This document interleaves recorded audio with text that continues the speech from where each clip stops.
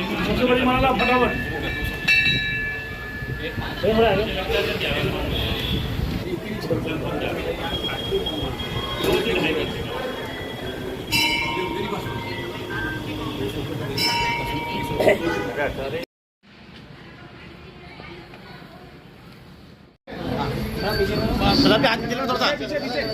सलमान आ जाओ भैया, सलमान भैया पीछे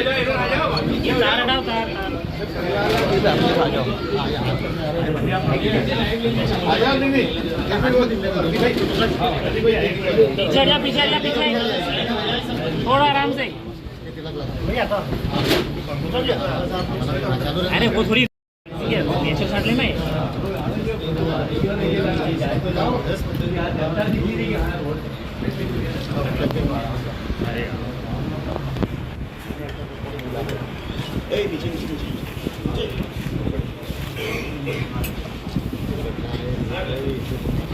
हटना पीछे थोड़ा पीछे एक बार हाथ।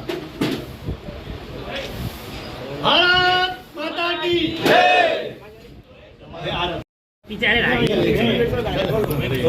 भैया बताइए आप थोड़ा क्या कहना है आपको? सब चीज़ों का प्रक्षेप हो गया है और आप भोपाल जाने को जो है तैयार है, क्या कहना आपका? देखिए, मैं राजनीति को हमेशा खेल के रूप में मानता आया हूँ। अटल जी को अपना भगवान मानता रहूँगा। उन्होंने कहा था कि हार में क्या जीत में, हार जीत से मेरे पे फर्क नहीं पड़ता। मेरे पिता ने मुझे सिखाया है कि अगर हमारे पास कुछ नहीं हो तो हम जमीन को बिछौना कर ले और धरती को आकाश कर ले, और उसी परंपरा के साथ मैं जीता रहा हूँ। लेकिन आज जो व्यवस्था देखने में आई, जिस प्रकार की भ्रष्टाचार की पराकाष्ठा हो रही, ऐश्वर्य और सुख के साधन जुटाए जा रहे, भ्रष्टाचार के माध्यम से मुझे लगता है कि पार्टी अपनी लाइन से बहुत बुरी तरह भटकी हुई है। ऐसे दृष्टिकोण में मैं लगातार आगाह करता रहा जिम्मेदारों को, लेकिन जिम्मेदार कान में मेरे ख्याल से कोई ऐसी व्यवस्था लेकर चल रहे थे कि उनको सुनाई नहीं दे रहा था। और मुझे लगता है कि नकार खाने में तूती की आवाज़ कैसे सुनाई देगी। लेकिन मैं भी, जब मेरे कुछ साथियों ने बताया कि क्यों ना हम उस राह पे चल पड़े जिस राह ने ईमानदारी को संजोने का प्रयास किया। माननीय कमलनाथ जी ने महज 3 मिनट के अंदर जमीन का आवंटन किया। सज्जन सिंह वर्मा के प्रयास से वहाँ पर उनकी अंत्येष्टि का वो कार्यक्रम संपन्न हुआ था। लेकिन बाद में जिम्मेदार जोशी जी का नाम जरूर लेते कि हम जोशी जी की पार्टी वाले हैं, लेकिन जोशी जी की शुचिता के संदेश को चलने की कोशिश आज ईमानदारी से नहीं कर रहे। भ्रष्टाचार, जैसे हम गरुड़ पुराण पढ़ते हैं, वेतरनियों का जिक्र आता है। भ्रष्टाचार की शायद वेतरनी इन्होंने नहीं बनाई। पंचायत से लेकर सीएम सेक्रेटरीट तक अकांड भ्रष्टाचार में डूबा हुआ है। हमारा कार्यकर्ता आज अपने आप को ठगा हुआ महसूस कर रहा है। मैं ठगा हुआ नहीं, अपने आप को विचलित महसूस कर रहा हूँ। मुझे लगता है कि मैंने उन हजार साथियों के साथ जिन्होंने मेरे और मेरे परिवार को खड़ा किया, उनको खुद को तो कुछ नहीं मिला, लेकिन इस विचारधारा के पीछे उन्होंने अपना जीवन झोंक दिया। 1 नहीं, 2 नहीं, 3 नहीं, 4 पीढ़ियाँ हमारी झुकी है, मुझे मिला है।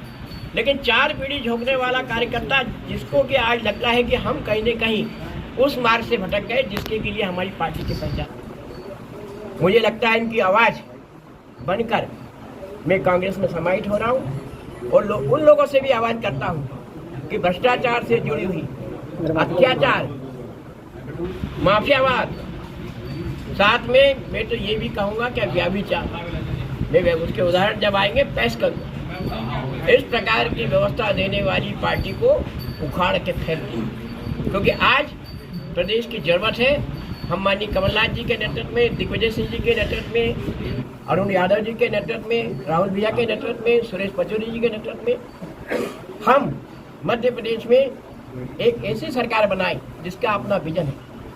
कमलनाथ जी के बारे में कहा जाता पूंजीपति।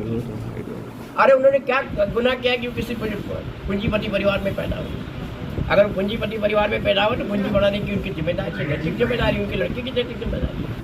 मेरे पिताजी ने मुझे विरासत में कुछ नहीं दिया। ये 3 कमरे का मकान उन्होंने विरासत में दिया था। जो जमीन उनके पास 20 बीघा पैतृक थी, 10 बीघा 20 बीघा जमीन को 2 भाइयों में 10-10 बीघा में बांट दिया। इसके अलावा ना गाड़ी दिया, ना घोड़ा दिया, ना बैंक बैलेंस दिया। आज उस पिताजी की विरासत को मैं ये कह सकता हूँ कि मेरे पास ईमानदारी के सिवा कुछ नहीं है। आज उस ईमानदारी को लेकर मैं कांग्रेस में जा रहा हूँ और कांग्रेस के नेतृत्व से आह्वान करूँगा कि मेरे पिताजी की विरासत ईमानदारी को सहेजने का प्रयास जिस प्रकार से कमलनाथ जी ने मुख्यमंत्री के रूप में उनको मान सम्मान देते हुए उनका स्मारक की भूमि 3 मिनट में आवंटित की थी, ऐसे जनता के लिए काम करें। नहीं तो आज जनता की स्थिति बहुत भयावह है। कोई सी भी योजना का लाभ लेने के लिए मैं देख रहा हूँ कि जो लाभार्थी होना चाहिए वो तो दर दर भटक रहा, ना उसकी सुनवाई हो रही, ना किसी प्रकार की बात है। चाहे राजस्व विभाग हो, चाहे योजनाओं से जुड़े हुए लाभार्थियों को लाभ देने की योजना, बिना पैसे लिए दिए कुछ काम नहीं होता। मैं ये कहता हूँ, शायद भाजपा ने गांधी को गांधी के नोटों के रूप में अपनाने का प्रयास किया, गांधी के सिद्धांतों को अपनाने का प्रयास नहीं किया। ऐसी भाजपा को आज मैं छोड़ रहा हूँ। मेरी बड़ी बहन ने आज मुझे आशीर्वाद दिया है और कहा है कि इस लड़ाई में हम साथ हैं। हमारा समाज जिससे मैं आता हूँ, उस समाज के भी कुछ समाजजन आए हैं, उनका भी कहना है कि इस लड़ाई में हम आपके साथ हैं। देवास के बहुत से प्रतिष्ठित लोग, मेरी पार्टी से जुड़े हुए लोग, बहुत ने कहा कि हमारी भूमिका भीष्म और द्रोण की हो सकती है, लेकिन आशीर्वाद आपके साथ रहेगा। आप इस आशीर्वाद को लेकर अपने नए काम को मुकाम अंजाम दें। इसके लिए मैं आज अपने घर से बाहर निकल रहा हूँ। माननीय मनोज राजानी जी के साथ में खेड़ापति जो हमारे इष्ट देव हैं देवास के, उनके दर्शन करने के बाद भोपाल जाकर प्रदेश कांग्रेस कमेटी के पास हमारी कुछ आदिवासी बंधु बागली से आ रहे हैं, कुछ हटपिपलिया क्षेत्र के, हम सब लोग मिलकर वहाँ से, क्योंकि जोशी जी सुचिता के साथ साथ सादगी के प्रतीक रहे, सादगी स्वरूप न फटाके न ढोल न धमाके, उनके बिना हम पैदल ही वहाँ से लगभग 1 किलोमीटर का मार्ग पूरा करेंगे और माननीय प्रधानमंत्री माननीय शिवराज अपने कमलनाथ जी के हाथों सदस्यता करेंगे। भैया क्या मानते हैं आप, चुनाव के ठीक पहले जो है पार्टी के वरिष्ठ नेता, चाहे वो सत्तन जी हो, शेखावत जी हो, पार्टी के खिलाफ अब मुखर हो रहे हैं, कितना असर पड़ेगा चुनाव में इसका? देखिए, मेरा ये कहना है कि सत्तन जी और शेखावत जी की बराबरी में तो कर नहीं सकते, लेकिन मुखर अब हो गए पार्टी के खिलाफ। अपनी आवाज़ को पार्टी के आवाज़ बनाया था। उनने बहुत से कवि सम्मेलन इसलिए छोड़ दिए कि पार्टी की सभा करना। उन्होंने मुझे भी डांट दी, मैं मानता हूँ, लेकिन पितृ स्वरूप होने के कारण उनकी डांट मुझे स्वीकार है। आज पार्टी जिस भटकाव की तरफ जा रही है, उस भटकाव से पार्टी के बड़े लोगों को निकालना चाहिए। जैसा कैलाश विजयवर्गीय जी ने कहा है, वो सत्यता कहीं न कहीं आगामी चुनाव में देखने को मिलेगी।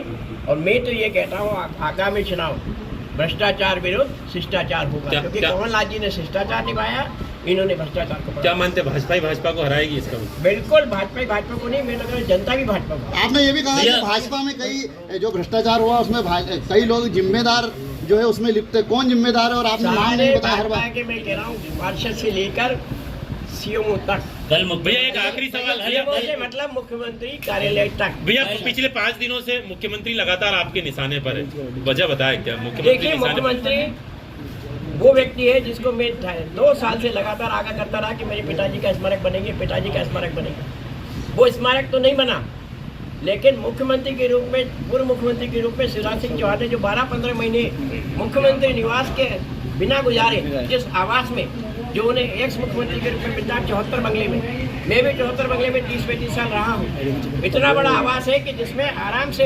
एक परिवार पूरी राजनीति करते। मेरे पिता तो वहीं से मंत्रिमंडल में रहे, प्रदेश के अध्यक्ष रहे, राज्यसभा सांसद रहे, लोकसभा सांसद रहे, नेता प्रतिपक्ष रहे, वो उन्होंने वहाँ काम कर लिया।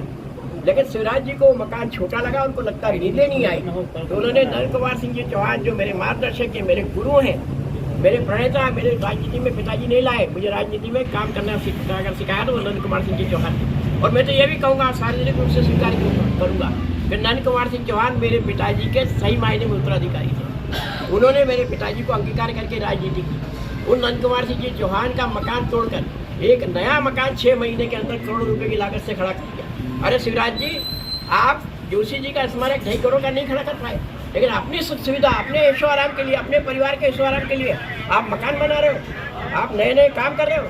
अरे आप उस जोशी जी को तिरस्कृत मत करो, और जो व्यक्ति तिरस्कृत करेगा मैं उसके खिलाफ आवाज। दीपक जी, रघुनंदन शर्मा जी अब तक आपको मनाते आ रहे थे, पर आज एक ट्वीट उन्होंने किया है कि अब भाजपा, दीपक जी के जाने के बाद भाजपा पार्टी की स्थिति द्रौपदी समान है। मेरे रघुनंदन जी मेरे हमेशा आदर्श रहे, बड़े रहे। पिछली बार उन्होंने मुझे सौगंध डाली थी, कैलाश जी आए थे और रघुनंदन जी ने मुझे सौगंध डाली थी मैं इस कारण से उसमें रुक गया था। आज अभी भी मेरे साथ सब लोग आए और मैं तो ये कहूँगा कि इतने लालीपाप मुझे दिखाया कि लालीपाप मैंने खाई तो नहीं, लेकिन लालीपाप देख देख के मेरे शुगर का लेवल बढ़ गया और मुझे लगता है कि अब इस शुगर लेवल को घटाने के लिए हम एक शिष्टाचारवादी पार्टी जिसने अपने शिष्टाचार को माननीय कमलनाथ जी के नेतृत्व में निभाया, उसमें मैं जाऊँ। कल ओंकारेश्वर में मुख्यमंत्री ने बोला दीपक मेरे छोटे भाई हैं और राजनीति में ऐसा होता रहता है। देखिए, अगर शिवराज जी छोटा भाई मान रहे तो माने, लेकिन मैं उनको बड़ा भाई कदापि नहीं। ये फरसा उठाया रोल कर रहे हैं। आज मेरे समाज जान, मेरा समाज बहुत छोटा है, लेकिन वो समाज जान, उनके अध्यक्ष, उनके एक मिनट रुके, कैमरा चल रहा है, एक मिनट कैमरा चल रहा है। आशीर्वाद से आज मैं परशुराम जी का ये फरसा ग्रहण करते हुए, क्योंकि उन्होंने तात्कालिक व्यवस्थाओं के विरुद्ध राज करने के लिए नहीं किया था। मैं भी राज नहीं करना चाहता, मैं भी किसी प्रकार का पद नहीं चाहता, लेकिन परशुराम जी ने तात्कालिक व्यवस्थाओं को परिवर्तित करने के लिए फरसा उठाया था। आज समाज मुझे ये फरसा दे रहा है, इस फरसे के साथ मैं उन व्यवस्थाओं को ध्वस्त करूंगा जिसको कि आज की भाजपा ने जन्म दिया। चलिए।